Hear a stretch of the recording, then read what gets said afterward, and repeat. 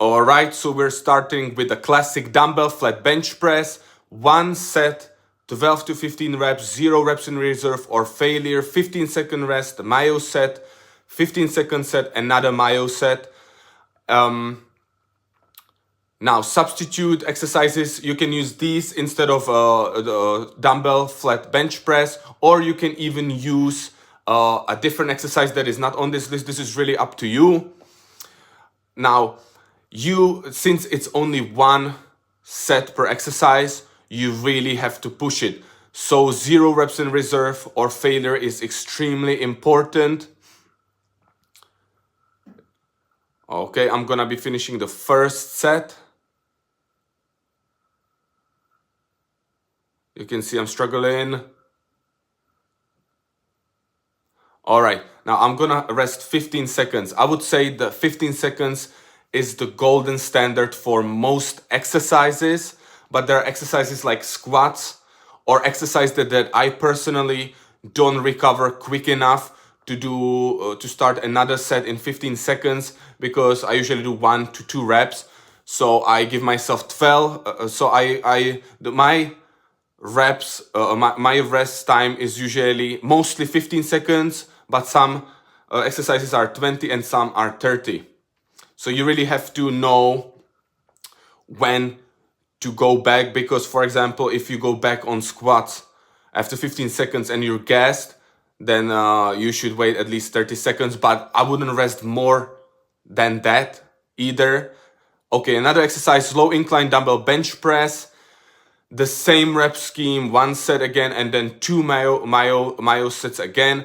I used aerobic stepper instead of setting my incline on my bench, because even if I set it on the lowest setting, it's still quite high for me. I don't like it. My shoulders start to get involved. So I use this aerobic stepper. It creates a nice incline. Now, you can do flies, for example, as well. But I don't do them because they do hurt my shoulders. So I chose to do 2 pressing movements, but you can definitely use incline. What I would though want you to do is do 1 flat and 1 incline movement.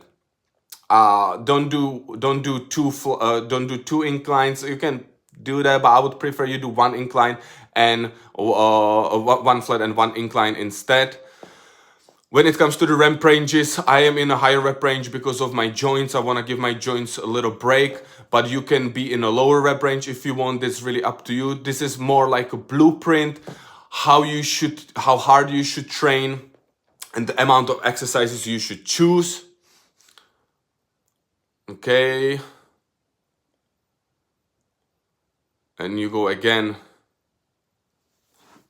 You will do only a few reps on these Myo-Reps. If you do only 2, for example, I would say increase a little bit the break time, but you do somewhere between 3 and 6. Now we go to lateral raises. You can see that the rep scheme and the amount of Myo-Reps is different. Plus there is a drop set. Now the reason for this is because this workout is recorded towards the end of my training block. So I edit few Myo-Reps or 1 Myo-Rep per exercise. And when it comes to lateral raises, I even added an extra drop set, because I do only 1 exercise, and you should do as well. You can do more, but I would suggest to stick to this structure. You do 1 exercise for your lateral raises, for your side delts, but you do an extra Myo-Rep. So basically, for example, if you were starting most of your exercises with 1 set and then Myo-Rep at the beginning of your training block, for lateral raises, I would start with 1 set but 2 Myo-Reps, and then I would increase as the training block goes on, because it's an extremely important muscle group. It can take a lot of beating. You don't need a long rest for this. I don't think you need more than 50. You can even cut it to 10 seconds if you want. Don't go below, but 10 to 15 seconds is good, and really hammer those side delts, because it's the muscle group that gives you the width. And I like this exercise as well. I chose this because you remove any type of momentum. So it's really your side delts grinding through it.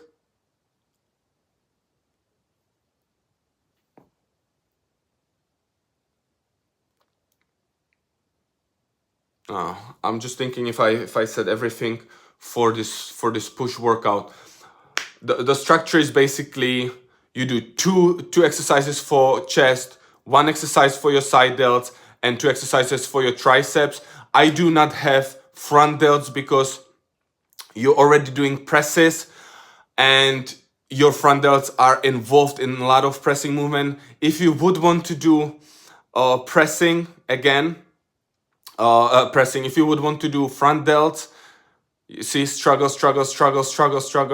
Yeah, if you would want to do front delts, I would do any type of pressing exercise with, again, 1 set only. All these exercises are only 1 set only, and then 1 myo rep, and basically follow the structure similar to what you would do on your chest. So you start with one set and 1 myo rep per exercise, and then you go up as the training block continues. Now, I love kickbacks.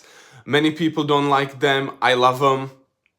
I've been doing them for years. This variation is great as well. I mean, if you do this in a gym, you might get weird looks, so beware of that if you try this.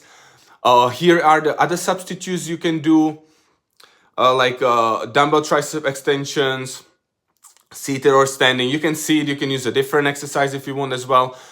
I had to give my elbows break because they were just hurting doing any type of pull down or extension. So, and this doesn't hurt my elbow, so I chose this for now. Again, 15 seconds. Yep. And yeah. Now, at the end of the video, there's gonna be, you can click a link, or it's gonna be on the screen, how to do these PPL splits. It's gonna tell you everything about frequency, structuring of the training block, everything. So click on that so you can get even more information and know how to structure your PPL, because this is push-pull legs. I'm gonna release another workout for pull, and another workout for legs. So you get the whole training structure, and then also you get the extra information how to structure it as a whole, say. All right, this is the last exercise of the training. It doesn't take long, it's short. Just make sure you're only doing 1 exercise, and then you do the Myo-Reps. As I already said, the structure and the increase of Myo-Reps will be in the other video, how to structure it, when to add more Myo-Reps or drop sets. It's really up to you. So definitely go and check that out. But this is the structure for the push. 2 exercises, flat and incline for bench, for chest, 1 for your side delts. You can add 1 for your front delts, and then 2 exercises for your triceps, and then you're done.